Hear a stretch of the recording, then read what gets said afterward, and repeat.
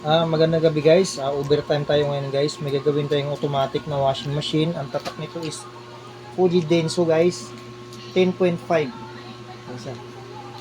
So ang issue nito guys, nag-i-if to. Pag pa-power on mo siya, lumalabas yung if to. So ito siya, bagong labas to ng Fuji Denso. Inverter na siya. Direct drive. Yan siya. So baka ganito yung washing machine nyo guys sa bahay nyo, ganito rin yung issue. So panoorin nyo to para magkaroon na kayo ng short idea, at least paano mabigyan ko kayo ng paraan mag DIY sa bahay nyo. So throw your hands up if you with it, drop it.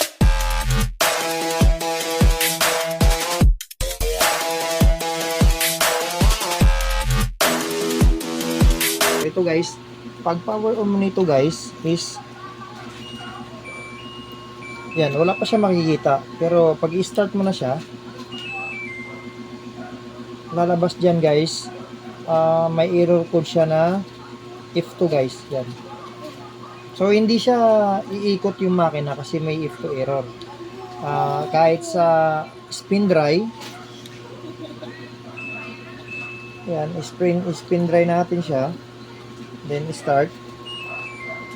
So if to agad lalabas guys. So magdi-dry naman siya, kaso hindi siya magdi-dryer kasi nga may if to error siya.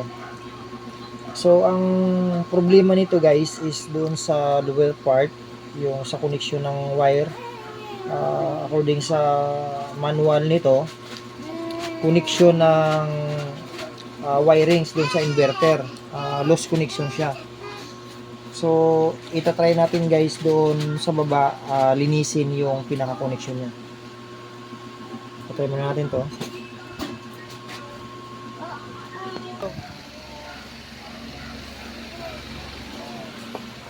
So, ito guys, mapapansin mo, ito yung pinaka-wirings ng inverter board. Makikita mo yung inverter board doon guys, yan.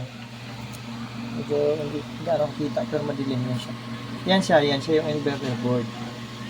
So pag mag-loss connection sa doon galing sa taas, so hindi siya hindi siya wawash, hindi rin siya mag-spin dry.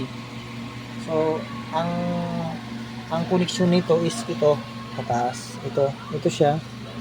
Pag sa makikita nyo guys, ito siya oh. Yan. Ito yung pinaka sensor niya doon. Kasi itong wirings na to, itong tatlong wire na to, itong puti, blue, tsaka dilaw is sa sa motor.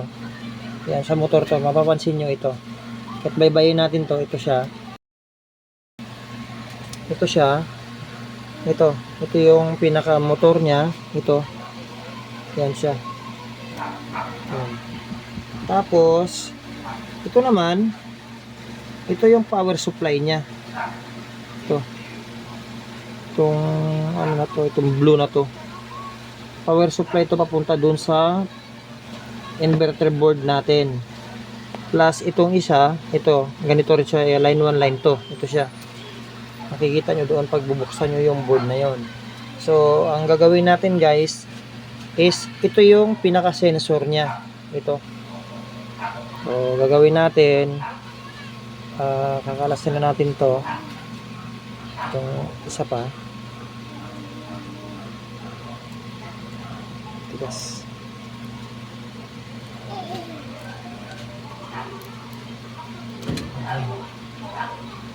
So ang gagawin natin guys is lilinisan lang natin to kasi nagkukorosyon di siya. So itong edad ng washing machine na to is 3 years na to. So hindi ako nagkakamali, 3 years na siya. Yan.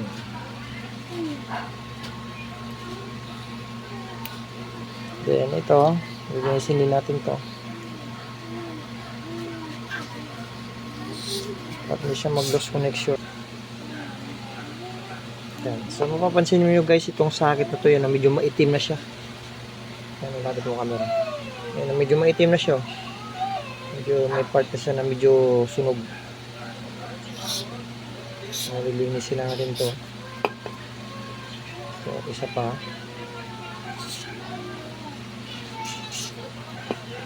Okay lang. So, guys. Yan. So, ito siya. Then, ititesting na natin. Ito mapapansin nyo, itong ano to cover na to, binuksan ko na to siya. So, tapos ito. So, ititesting na natin guys. So, ito guys, itesting na natin kung may if to pa ba siya na lalabas. So, dati, pag power on mo, lalabas na agad guys yung if to rito.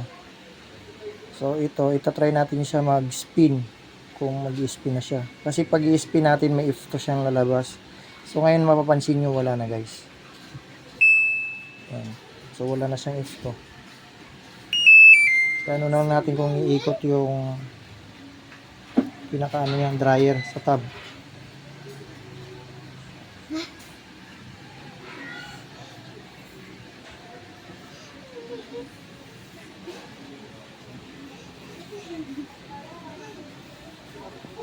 So yun guys, mapapansin nyo wala na talagang if to guys kasi umikot na yung tab. So yung washing na to guys is okay na. Yan. So kung sino ang pa home service na ganito yung issue na if to, so i-PM nyo lang ako guys dito sa ating YouTube channel. Mag-comment lang kayo dyan para masagot ko yung mga ano nyo, mga katanungan. So yun lang guys, maraming salamat. Kung baguhan ka pa sa aking channel, huwag mong kalimutan mag subscribe, mag-likes na rin at mag-share para updated kayo guys sa lahat na video natin na gagawin at para din ma-inform yung iba dyan na ganito rin ang issue. So maraming salamat guys, God bless you all.